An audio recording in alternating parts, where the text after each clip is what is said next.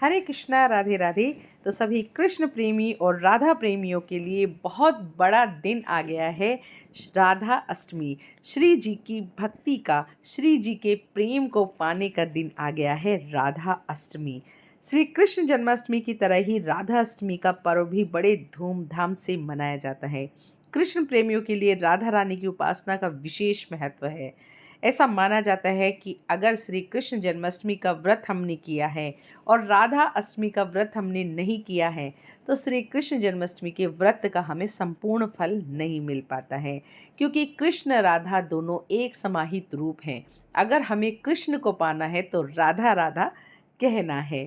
भाद्रपद मास के शुक्ल पक्ष की अष्टमी तिथि को राधा अष्टमी के रूप में मनाया जाता है, यानी कि बहुत बड़ा उत्सव मनाया जाता है बरसाना में। और बरसाना में सुबह 4 बजे राधा रानी का प्राकट्य मनाया जाता है। उसको उनको पंचामृत से स्नान कराया जाता है, उनको सुंदर पोशाक, सुंदर वस्त्र धारण कराए जाते हैं और शाम को 4 बजे उनको नीचे सफ़ेद छतरी में विराजमान किया जाता है। वहाँ पर हमारी करुणामयी सरकार सभी भक्तों को दर्शन देती हैं और केवल साल में एक बार ही राधा रानी के चरणों के दर्शन भक्तों को कराए जाते हैं। पूरे साल उनके चरण जो हैं पोशाक से ढके रहते हैं, लेकिन राधा अष्टमी वाले दिन उनके चरणों के दर्शन कराए जाते हैं। और ऐसा माना जाता है कि जो भी उनके चरणों के दर्शन कर लेता है उनकी समस्त मनोकामना पूर्ति होती है, भव सागर से वो पार हो जाता है, उसके जीवन से कष्टों और दुखों का नाश हो जाता है और उसे संपूर्ण ब्रह्मांड की समस्त भक्ति, पूजा पाठ का फल मिल जाता है। और ये व्रत इतना, इसका वर्णन है कि 1000 एकादशियों को अगर हम 100 गुना कर दें तो एक राधा अष्टमी के व्रत के बराबर होता है। तो सोचिए कितना बड़ा और कितना पावन ये व्रत होता है। हम सबको ये व्रत करना चाहिए। कृष्ण प्रेमी और राधा प्रेमी वैष्णव तो इसे ज़रूर रखेंगे, लेकिन जिन लोगों ने कृष्ण जन्माष्टमी का व्रत रखा है वो भी इसको ज़रूर रखें। और ब्रज में इस व्रत की इतनी धूम होती है, ऊंची अटारी को, महल को दुल्हन की तरह सजाया जाता है और वृंदावन में बिहारी जी को राधा रानी स्वरूप बना करके दर्शन किए जाते हैं, यानी राधा रानी स्वरूप में ही राधा अष्टमी वाले दिन हमारे बिहारी जी दर्शन देते हैं। तो पहला काम मुख से श्री राधा, जिस नाम को लेने से कट जाएगी सब बाधा। तो जी कैसे करना है व्रत, किससे पूजा पाठ करनी है, किस तरह से हमें पूरा दिन राधा नाम की मस्ती में सरोबार रखना है, तो चलिए जान लेते हैं कैसे करनी है इस दिन पूजा। अगर आपके पास लड्डू गोपाल हैं और राधा रानी भी हैं तो आप दोनों का साथ में पूजन करिएगा। आपके पास युगल सरकार हैं तो उनका भी आप साथ में पूजन करिएगा। सबसे पहले पंचामृत स्नान कराना है अपनी राधा प्यारी को। अगर आपके पास युगल राधा रानी है और बाल राधा रानी है तो दोनों का आप साथ में स्नान करा दीजिए। और आपके पास युगल सरकार हैं, श्री कृष्ण हैं, उनका भी साथ में पंचामृत स्नान कराइएगा। तो देखिए सबसे पहले हम दूध, दही, घी, शहद, शक्कर से उनका पंचामृत स्नान कराते हैं। बरसाने में सुबह भोर प्रभात 4 बजे उनका पंचामृत स्नान कराया जाता है। आप अपने घर में दोपहर 12 बजे तक उनका प्राकट्य करा सकते हैं। उसके बाद में ध्यान रखिएगा उनको नीले रंग की पोशाक आप धारण कराएंगे। और अगर किसी भी कारणवश आपके पास नीली पोशाक नहीं है, भाई जन्मोत्सव है तो कोशिश करिएगा कि नई पोशाक ले आएँ। और अगर मजबूरी है तो फिर आप कोई भी धुली हुई साफ़ पोशाक उनको पहनाइएगा। और नीली पोशाक उन्हें बहुत ही ज़्यादा पसंद है तो आप वो पहनाइएगा। और अगर नहीं मिल पा रही है, कोई प्रॉब्लम है, तो फिर आप हरी पोशाक भी उनको धारण करा सकते हैं। सुंदर श्रृंगार उनको धारण कराइएगा, मतलब जितना हो सके हैवी श्रृंगार उनका कीजिएगा। और उनको इत्र लगाइएगा, इत्र उन्हें बहुत ही ज़्यादा पसंद है। और उनके पैरों में पैजनियाँ ज़रूर पहनाइएगा, क्योंकि साल में एक बार राधा रानी के चरणों के दर्शन कराए जाते हैं। तो हम भी अपने घर में विराजमान राधा रानी के चरणों के दर्शन करेंगे। उनके चरणों में नई पैजनियाँ पहनाइएगा, क्योंकि हर साल क्या होता है हम पैजनियाँ पहनाते हैं, उसके बाद में राधा अष्टमी वाले दिन नई पैजनियाँ पहनाई जाती हैं। तो इस तरह से देखिए उनके पैरों में आप पैजनियाँ ज़रूर पहनाइएगा। और पूरे परिवार के साथ में आप चरण दर्शन ज़रूर करिएगा। अगर कोई आता है आपके घर में इस दिन, कोई भी श्रद्धालु आता है, तो उसको भी श्री जी के चरणों के दर्शन आप ज़रूर कराइएगा। तो सबसे पहले एक चौकी ले लेते हैं, उस पे हम लाल रंग का, मजेंटा कलर का या फिर पीले रंग का आप कपड़ा बिछा लीजिए। इस पर हमने विराजमान कर लिया है अपनी श्री जी को, क्योंकि श्री जी की पूजा है तो भाई उनको विराजमान करना है। अगर आपके पास लड्डू गोपाल हैं साथ में, तो उनको भी आप विराजमान कर सकते हैं।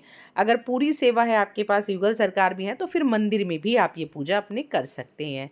तो हमने यहाँ पर सबसे पहले कलश की स्थापना कर ली है। तो हल्दी की गांठ, सिक्का, सुपारी, अक्षत, थोड़ी दूर्वा और लौंग का जोड़ा मैंने ले लिया है। और आप आम की या अशोक के पत्ते लगा करके यहाँ पर कलश की स्थापना करेंगे। थोड़ा गंगा जल मैंने यहाँ पर डाल लिया है इस तरह से, और इसको हम कंठ तक पूरा भर देंगे। तो इस प्रकार से हमें पूरा भर देना है। मतलब पहले हमें क्या होता है, सारी चीज़ें डालनी होती हैं, उसके बाद में ही हमें कलश में जल भरना होता है। तो इसके ऊपर रखा जाता है पूर्ण पात्र, यानी किसी पात्र में चावल रख करके हम उसको रख देते हैं। फिर नारियल की स्थापना करते हैं। नारियल का मुख सदा अपनी तरफ हमें करना चाहिए। तो हम कलश की पूजन कर लेते हैं, हल्दी कुमकुम से तिलक कर देते हैं, अक्षत पुष्प यहाँ पर समर्पित कर देते हैं, और अपनी राधा रानी को भी हम सिंदूर से तिलक कर देते हैं, और थोड़े से अक्षत यहाँ पर हमें वार देने चाहिए। ध्यान रखिएगा कि अगर आपके पास लड्डू गोपाल हैं तो फिर आप साथ में उनको भी विराजमान करिएगा। पुष्प मैंने यहाँ पर समर्पित कर दिए हैं। श्रृंगार आपको ज़रूर समर्पित करना है। हो सके तो 16 श्रृंगार आप समर्पित कीजिएगा, नहीं तो 5-7 श्रृंगार आप समर्पित कर सकते हैं। उसके बाद में हम यहाँ पर राधा रानी को भोग समर्पित करते हैं। तो भोग में उनकी सबसे फेवरेट दही अरबी, ये आप ज़रूर बनाइएगा। अरबी का आप रायता भी बना सकते हैं, मिठाई बना सकते हैं, बट दही अरबी ज़रूर बनाइएगा। अरबी उन्हें बहुत ही पसंद है, और मीठे में उन्हें पसंद है रबड़ी। तो रबड़ी का आप भोग ज़रूर लगाइएगा। उनको पान, मीठा पान ज़रूर समर्पित करिएगा, क्योंकि खाने के बाद वो पान ज़रूर खाती हैं। ड्राई फ्रूट आप साथ में समर्पित कीजिएगा, और आलू बुखारा उन्हें बहुत पसंद है, तो आलू बुखारा समर्पित कीजिएगा। माखन मिश्री वो ज़रूर पसंद करती हैं, माखन मिश्री। और पकवान इस दिन बनाया जाता है, मतलब कच्चा नहीं बनाना होता, इस दिन पूरा पकवान बनाया जाता है। तो सलाद और दही वगैरह मैंने यहाँ पर सब रख दिया है। आप चाहो तो कढ़ी चावल का भी भोग लगा सकते हो, बट मैं कढ़ी चावल छठी पर बनाऊंगी, तो इसलिए इस दिन मैं दही अरबी का ही भोग लगाती हूँ। इस तरह से आपको करना है। और इसके बाद में कुछ मतलब ये भी प्रश्न आते हैं कि भाई हमारे यहाँ तो ये फल नहीं मिल रहा है, आलू बुखारा नहीं मिल रहा है, तो कोई नहीं, आप मौसमी फल लगा सकते हो। हमारे यहाँ रबड़ी नहीं मिल पा रही है, तो आप घर में बना सकते हो, या फिर खीर का भोग लगा सकते हो, मालपुए का भोग लगा सकते हो, रसगुल्ला आप लगा सकते हो, है ना। लेकिन पान तो ज़रूर मिल जाएगा, पान आप ज़रूर लगाइएगा। और अरबी के लिए कोई भी एक्सक्यूज़ नहीं है, अरबी की आपको ज़रूर ज़रूर सब्जी बनानी है, क्योंकि राधा रानी को प्रसन्न करना है। माखन मिश्री तो आप बना ही लेंगे। उसके बाद में हमें करनी है राधा रानी की आरती। तो श्री राधे मेरी स्वामिनी और मैं राधे जुको दास, जन्म जन्म मोहि दीजियो श्री चरणन को वास। सब द्वारन को छोड़ कर मैं आई तेरे द्वार, हे वृषभान की लाडली निज मेरी ओर निहार। श्री राधा राधा रटत ही सब बाधा मिट जाए, कोटि जन्म की आपदा श्री राधा नाम ते जाए। श्री वृंदावन के वृक्ष को मरम न जाने कोई, डाल डाल अरुपात पात श्री राधे राधे होय। नाम महाधन हो अपनो नहीं दूसरी संपत्ति और कमानी, छोड़े अटारी अटा जग की हमको कुटिया ब्रिज माही बनानी। टूक मिले ब्रिजवासिन को और सेवित जमुना महारानी, हमें औरन की परवाह नहीं अपनी ठकुरानी श्री राधिका रानी। इस तरह से आप राधा रानी का मनोहार कीजिएगा, गीत गाइएगा और भजन गाइएगा, आरती कीजिएगा। और फूल पर उनका प्राकट्य हुआ था, तो उनको फूल पर हमें ज़रूर विराजमान करना है, झूला उन्हें ज़रूर झूलाना है। और आज के दिन से लेकर छठी तक हम उनको प्रतिदिन झूला झुलाते हैं, छठी वाले दिन भी उनको हम झूला झुलाते हैं, उसके बाद ही हम झूले का विश्राम करते हैं। तो हमारी लाडली सरकार को झूला ज़रूर झुलाइएगा। और कमल के फूल पर वो प्रकट हुई थी, तो कमल का फूल ज़रूर समर्पित करिएगा, उसके ऊपर उनको बाकायदा बिठाइएगा आप। तो देखिए, इस तरह से राधा रानी का पूजा अर्चना वंदना आपको करना है। संपूर्ण पूजा विधि मैंने आपको बता दी है। इस तरह से बहुत ही सरल और आसान तरीके से आप घर में पूजा उनकी कर सकते हैं। आपको तुलसी माला पर मंत्र जाप ज़रूर करना है। जो आपके गुरु प्रदत्त मंत्र है उसका जाप कीजिएगा। राधा कृपा कटाक्ष का पाठ कीजिएगा। राधा सहस्त्र नाम का आप पाठ कीजिएगा। और ओम ह्रीम राधिकाय नमः इस मंत्र का बारंबार आप जप कीजिएगा। ओम कृष्णाय नमः का जाप कीजिएगा और इस तरह से उनकी बलैयाँ लीजिएगा। और जो भी आपने बनाया है उसकी एक थाली निकालनी है, आपको दान ज़रूर करना है। और ये जो आपने उनकी बलैयाँ ली हैं, इनके ऊपर से उतारा है, इस पैसे को भी दक्षिणा स्वरूप रखकर उस थाली में आपको मंदिर में पंडित जी को देना है। और जो भी खेल खिलौने आप इनके लिए लाएंगे वो किसी भी ज़रूरतमंद बच्चों को आपको बांट देने चाहिए। यानी उत्सव मनाना है, सेलिब्रेशन करना है और खूब गीत गाने हैं, भजन गाने हैं, राधा नाम की धुन गानी है। इस तरह से हमें पूरे हर्षोल्लास के साथ ये त्यौहार मनाना है। अब आती है बात कि व्रत कैसे किया जाएगा। तो देखिए, व्रत हमें कैसे करना है। 3 तरह से व्रत किया जाता है। बरसाना में एक दिन पहले व्रत किया जाता है, यानी कि सप्तमी की तिथि में व्रत किया जाता है। और अष्टमी की तिथि में वो वहाँ पर हर्षोल्लास से उनका जन्मोत्सव मनाते हैं। सप्तमी की तिथि में आप भी ऐसे कर सकते हैं। सप्तमी की तिथि में पूरे दिन व्रत कीजिएगा और शाम को आपको फलाहार ही लेना है। अगले दिन यानी कि अष्टमी की तिथि में 11 सितंबर पर सुबह 4 बजे भोर प्रभात आपको राधा रानी का प्राकट्य कराना है। और उसी जल से, जो आपने पंचामृत से उनका स्नान कराया है, उसी पंचामृत से आपको अपने व्रत का पारण करना है। और पूरे दिन फिर राधा रानी की सेवा करनी है और अच्छे अच्छे पकवान बनाने हैं, उनको भोग लगाना है और उसी भोग को ग्रहण करके आपको अपने व्रत का पारण करना है। दूसरी तरह से व्रत कैसे किया जाता है। आप राधा अष्टमी वाले दिन ही सुबह संकल्प लीजिएगा व्रत का और आपको पूरे दिन का व्रत करना है। जैसे हम लोग नॉर्मल व्रत करते हैं उसी तरह से फलाहार, या आप संकल्प में फलाहार या साहार जैसा भी है आप इस तरह से बोलिएगा। और शाम को तारों को अधर्य देकर आप अपने व्रत का पारण कीजिएगा। पर ध्यान रहे कि आपको उसी से व्रत खोलना है जो आपने राधा रानी को भोग लगाया है। और इसके बाद तीसरी तरह से व्रत किया जाता है, क्योंकि बहुत जगह ये माना जाता है कि राधा रानी का जो प्राकट्य है वो दोपहर 12 बजे हुआ था। तो आप सुबह सूर्योदय के समय संकल्प लीजिएगा और दोपहर 12 बजे उनका प्राकट्य करा के आप व्रत का पारण कर सकते हैं।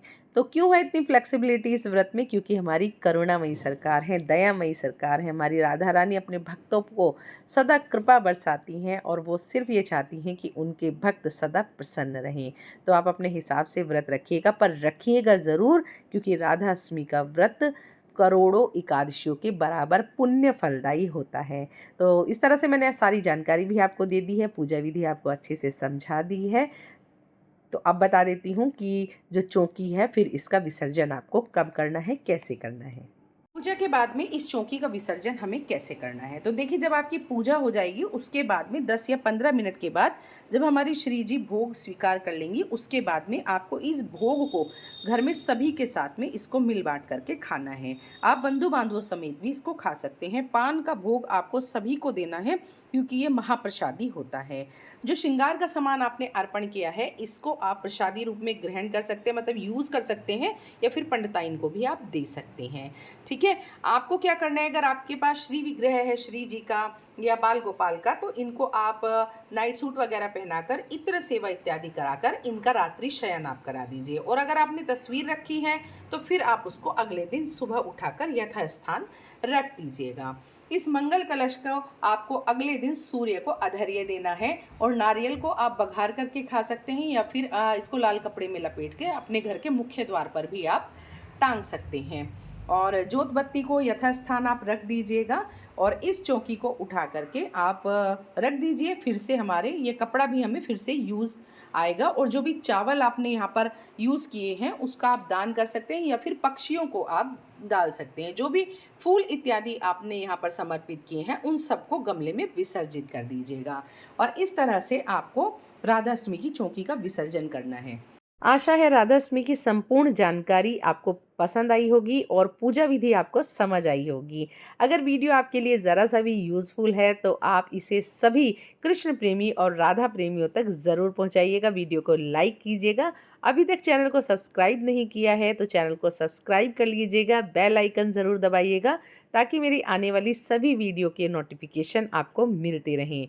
तो मिलते हैं फिर नई वीडियो के साथ। तब तक के लिए जय श्री राधे।